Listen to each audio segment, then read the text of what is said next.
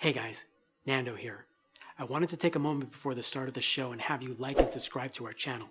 If you're watching us on YouTube, click on the subscribe button and ring the bell to keep up with the latest videos and catch show early releases. Leave a comment and let us know what you think about the show. If you're watching us on Facebook, please like and share the page and don't forget to leave a comment there as well. Nando, did you lock me out? Nope, must be stuck. Okay. Guys, I don't know how long that's going to hold, so don't forget to subscribe. It's very important, and don't forget to tell your friends and fellow filmmakers. Hi. I forgot the second door. You forgot the second door. Okay, Jerry, just roll the episode.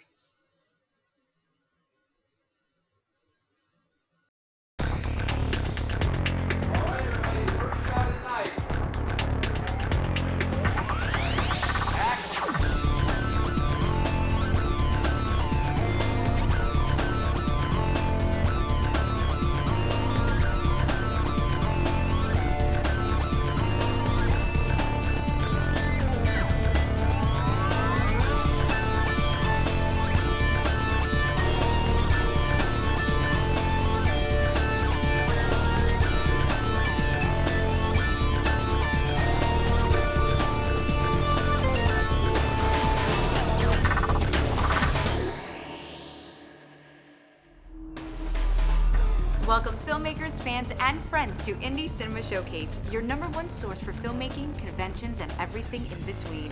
I'm Christina Carmona. And I'm Nando Luis Roman. Together we'll be bringing you the best and brightest that Florida has to offer. In today's episode, we'll be speaking with actor Benny Bernard Jr. We'll also visit some of our past events, and then Tim Anderson will let us know what films we should see before we die. All right, let's get things started with our Industry Insight segment as we sit down with actor Benny Bernard Jr. Joining us today is the fabulous actor Benny Bernard. Benny, thank you for joining us. Thank you. All Thank right. you for having me. Of course. I mean, it was a no-brainer. Absolutely. All right. So tell us, how did you get started in acting? My goodness, it was a good friend of mine, who I still work with every now and then. His name's Amos Nunez. He really pushed me into it. Him and my friend Alfred. They were like, you got to do this. You know, like, I don't know. And, they heard one of my poems I read to them. And so they were just like, do it and tell me how you feel. So one day, another friend of mine needed some help. So I joined them, of course. And I never stopped from there. Wow. Now, you're originally from New York, correct? Correct. What brought you down to Orlando?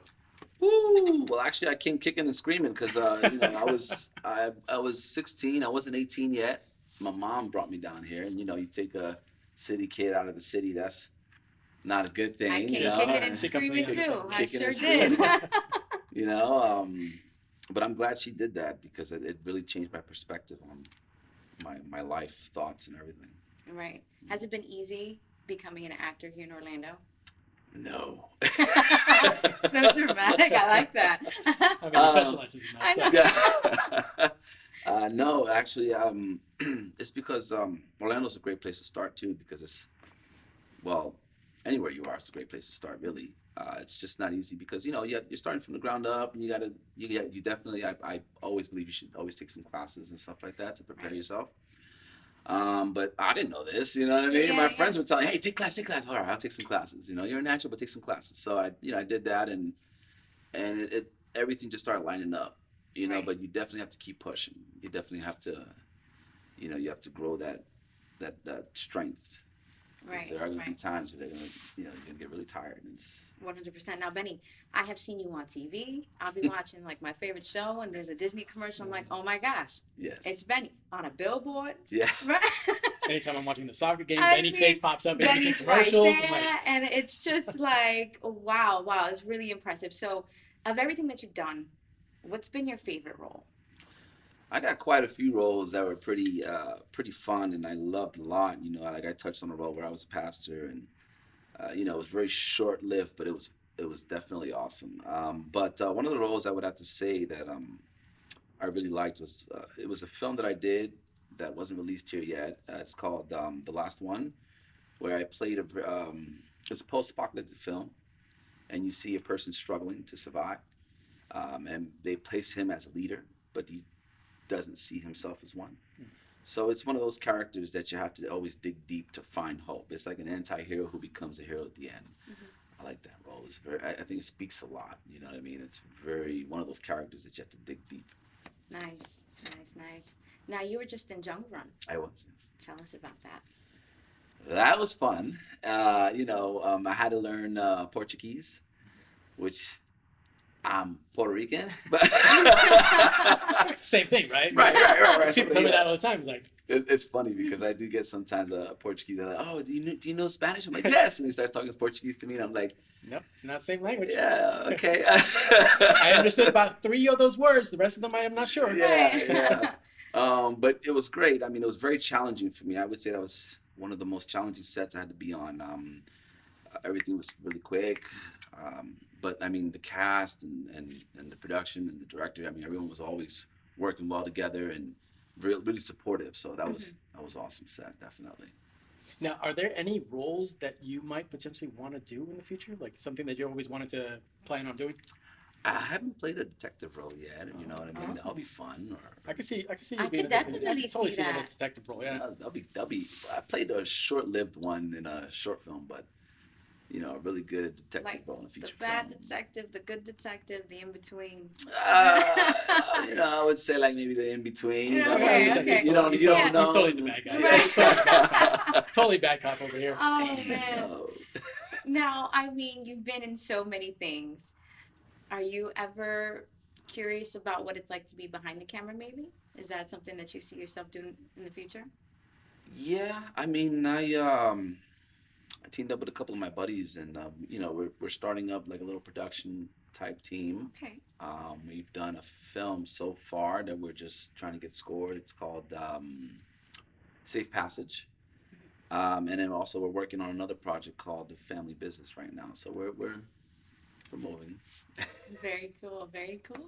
Now, coming up and starting in Orlando was acting something that you saw yourself doing your entire life, or was it something just like you said, that just kind of came up or just kind of happened? That's funny, man. I did it in school, and I had my teachers always tell me, you should be in drama. You should take drama classes. But I never paid attention to it because your Spanish mom always tells you, don't do that. We know. Yeah. Yeah, But I and every time I got with my cousin, I'd always create some dramatic type, play out something dramatic, movie-like, and they'd always say something different about you, but I just never paid attention to it. I was always in arts. Right. I never knew why until I was challenged to try. Right. And now, for anybody that is looking to become an actor, especially, I really like you, Benny. That sounds weird, right? I'm married, so is Benny, right? Yeah. But I think you're just an excellent example that you can still do a lot of great things here in Orlando. Yes, absolutely. Honestly, because I see you in so many different things. I mean, your work is amazing. So anybody, I think people would want to get advice from is someone like you. Right. So anybody starting off wants to be an actor, what is the advice you would give them? I would say they just have to do it, because I mean, a lot of times I talk to a lot of people and they say, I want to be an actor. And I said, well, you have to do it. You have to actually do it. I mean, you can't be, so many people are just so afraid to try. And it was funny. I was saying this earlier, I hate to quote this, but Shia LaBeouf said, just do it. And it's funny, but you have to do it. Just go out there and do it. Right. Like in the entertainment field is one of those fields that it's not necessarily for everybody. Like you, Correct. We as actors, we've learned that we have to have thick skin sometimes, Yes. and we have to be able to accept rejection, which is something Correct. that a lot of people aren't ready for when they first get into it. Right. Yeah. But I think it's fantastic. It's great. Yeah. Well, Benny, thank you so much for being with us today. Thank Where you. can we find information about you? As of right now, you can go to my Instagram, which is at Benny Bernard Jr. You can also see some of my things on Facebook, which is Benjamin Bernard Jr., the actor, or Benny Bernard Jr. I'm building my webpage. That's coming soon. I'm sure if you Google him, you'll find him. That too. Yeah. Yeah. All right, thanks, Ben. Thank you for having me. Of course. And now we're just gonna chit chat Yeah. because something's out. If you would like to be a guest, have something to promote, or have your film featured on our show, visit our website at indiecinemashowcase.com.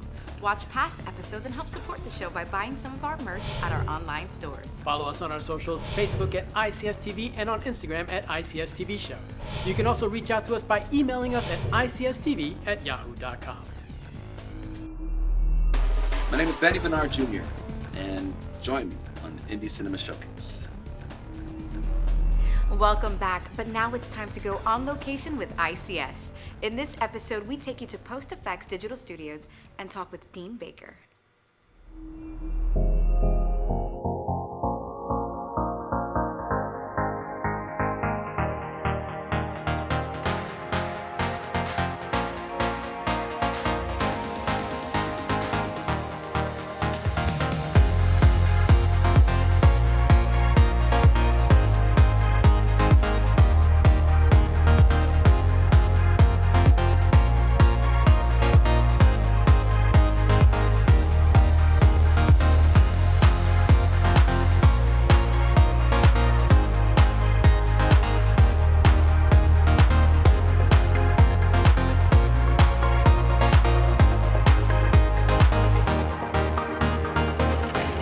Hey guys, I'm here with Dean Baker, owner of Post Effects Digital Studios. Dean, thank you so much for being here with me. I know you're a busy guy. Thank you for coming by. Of course, I couldn't miss the opportunity to check this place out. So first things first, you have tons of experience in the industry. Can you walk us through that and how you came to owning the studio? Okay, so we're going to flash back. Went to college 1988, graduated, Worcester State University up in Massachusetts. From there I went to work for a TV station, ABC affiliate, for a couple years. And then I had seen an ad about, Universal Studios opening up in Florida. So I go, I got to throw my hat in the ring. So I came down here with my car loaded down and I showed up here. I actually had a job. A company hired me to come down and I came down. Then I found out there's no job security in Florida. So that job lasted 3 months. The company was a little too aggressive hiring, and then they couldn't withstand. And we're talking back in the days when a production house had to be $1 million production house. They weren't just a computer and a camera. They had to your investment was quite considerable. So, I was out of a job, and then I started having to fend for myself since 1991. And since that time, I started my own production company. Before Post Effects, it was another company. I had a partner, and that's a whole nother story. But then I evolved to having my own editing system. Editing was a big part of my life, the work I do, not just owning a camera. I couldn't just hand off a project to somebody and say, here, you deal with the rest of it. So I managed to start a company that I could shoot and edit for a fraction of the cost. And that's how I kind of built my empire. So. Wow, that's fantastic. And now, I said earlier that this place was really fantastic. It's really like you really get that working studio feel. Because it's messy. It's messy. I'm sorry, I just don't have enough drawers to hide everything in. So it is messy. There's cables. I'm looking around now and I go, and this is after I cleaned for an hour before you were coming here. But I think it's great. I love being able to feel that that environment, I think, so Right. I think it's a great mess. when I worked in TV in the late 80s, and I came down here, I got a real great taste of, production studios, and I thought to myself, man, I want to have my own studio. But I didn't. Even in 95, when I kind of branched out on my own, I had an office with an edit suite.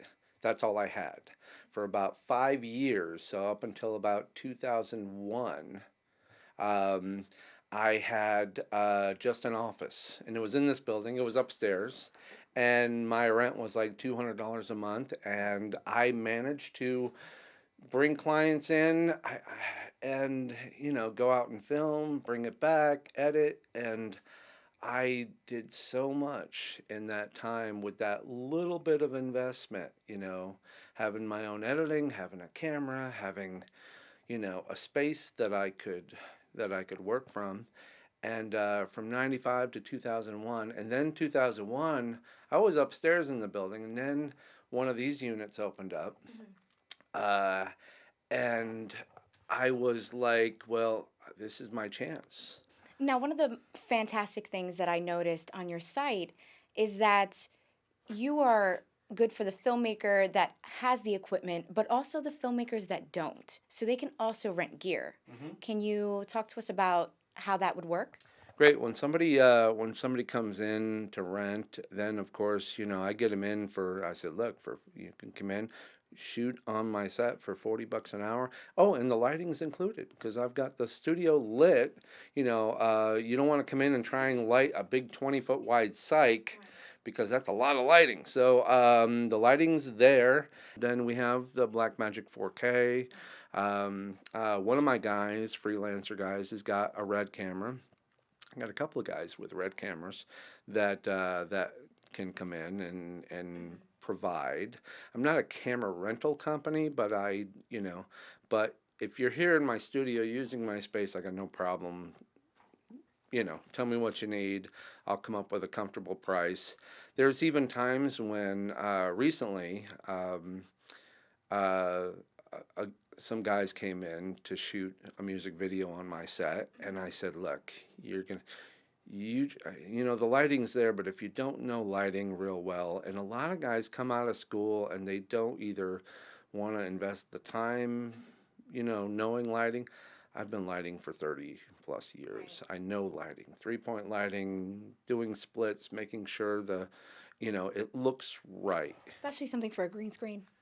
Green screen, yeah. You cannot fake bad lighting on a green screen. It will let you know in a big way how bad you did. So I'll offer my services. Like, I've done it all. I've directed, I've produced, I've written, I've done all this stuff, and I don't have the ego that says I'm not going to light. I could come in and just light your set, your studio, and it works, and they're loving it. They tell me what look they're trying to get, what mood they're shooting, and I'll light it. I just want to hit one last thing. There's a lot of podcasts that happen here. Can you Yes. talk to us about that? Yes. The concept of live TV, I've always tried to do live, and I don't mean live on television, but when you hook up multiple cameras through a switcher and do a live recording of an event, I've been doing that for 20, 30 years, since back in when I worked for a TV station. Loved it. I love the energy of live. And then, of course, it's been live to tape for so many years. And then, between Facebook and YouTube doing the live streaming thing, my pivot was I need to have a live studio. I don't know why yet. I need it. So I get this thought in my head, and I go, I got to do this. So I did, and I built a podcasting room 2 years ago, which is on the other side of this wall. This is my control room up here, run by Blackmagic switchers, and I sit here, and there's people in that room, and the mics coming, the cables are coming through the walls, and we actually create live television to Facebook, YouTube, Twitch, anybody that we can kind of get to. I'm sold in this place, and I'm sure everybody else is. Where can we find information if they want to look up how to rent a space, equipment, and all that? Right. Of course, you can find me on Facebook, Post FX Digital Studios. You can go to postfxdigital.com. That's the website. And I've been here so long, I think everybody knows where I am. So It's time to switch gears and head over to the Enzion Theater to see which films Tim Anderson thinks we should see before we die. Hey everybody, this is Tim Anderson, a programming coordinator for Enzion Theater and the Florida Film Festival. And we are talking about films to see before you die, and we're getting creepy this time. And so this movie it might scare you to death, really. It's actually an incredible movie, and the reason I want to talk about it again is because as independent filmmakers, what you're working with is minimal locations. You might be working with minimal budget. Basically, we don't have Marvel money. So we're talking about what do you do with what do you got? And I think the scrappiest horror movie that kind of addresses what do you do with what you got is 1981's The Evil Dead, written and directed by Sam Raimi. So it is hard. I find it hard to believe probably most of you have not seen The Evil Dead unless you are scared of horror movies, but it might be worth a revisit as well, especially if you haven't seen the original film in a really long time. And I say that because the succession of Evil Dead's franchise, from Evil Dead 2 to Army of Darkness to Ash vs. the Evil Dead's TV series, has been a succession of a pure, twisted, terrifying horror movie into what is essentially situation comedy. And it's an amazing progression that the movie's made because it's almost seamless in how well that they've done it. But if it's been 20 years or something since you've seen The Evil Dead, then I think you're forgetting how nasty and mean and spirited that movie is. And I'm not saying that you should watch it because it celebrates absolute abject horror. I want you to watch it and remember that this is a group of friends who went to high school and college together, who happened to know there was a cabin in the woods that they could shoot a movie in, and basically crafted an entire feature film around how to utilize the only set they had access to. The other thing about the movie is, from an innovation standpoint, what we call now the shaky cam was really created on that movie. And the shaky cam was a board that they strapped the camera to, and then ran through the woods holding it. So all the tracking shots that you see are not those beautiful Steadicam tracking shots of 1 year prior in Stanley Kubrick's The Shining. They are, I don't have $5 and I stole some plywood and we're going to make a Steadicam out of it that will look nothing like a Steadicam, but works incredibly well as they utilize that to essentially be the POV of the mist or the demon or the evil or the entity that is out there in the woods. So as you guys are out there and you're making your DIY Steadicams from a 5-pound weight and a bunch of PVC pipe that you got at Home Depot, just remember that once upon a time, Sam Raimi, who's directing the new Marvel movie, also only had like $5 to his name and a lot of fake blood. So I hope you guys have a great time with this movie. Again, a movie that you must see before you die and then are theoretically resurrected. Guys, thanks so much for joining me. I had a great time. I hope you love these movies. My name is Tim Anderson. Christina, Nando, you guys are killing it. Back to you. Well, that's all the time we have for this episode of ICS. We want to thank Benny Bernard Jr. for sitting down with us, and Tim Anderson, as always, for those great movie suggestions. Now, can we take a second and give Benny some kudos? He's one of the hardest working actors here in Orlando. Oh, absolutely. It's always a pleasure talking to him. He's one of those actors that you and I have always clicked with. Yes, and it's never panned out where we have worked with him, but I look forward to that. Agreed. Well, we hope you learned something new, saw something that you love, or got inspired to get off your couch and go make a movie of your own. Who knows? It might be good enough for us to screen on the next Indie Cinema Showcase. Don't forget to follow us on our socials, Facebook at ICS TV, Instagram at ICS TV Show, and YouTube at Indie Cinema Showcase. And if you want a chance to have your work, event, convention, or film festival featured on ICS, send us an email at icstv@yahoo.com. Until then, the set is closed, and as they say in the movie business, that's a wrap. See you next time.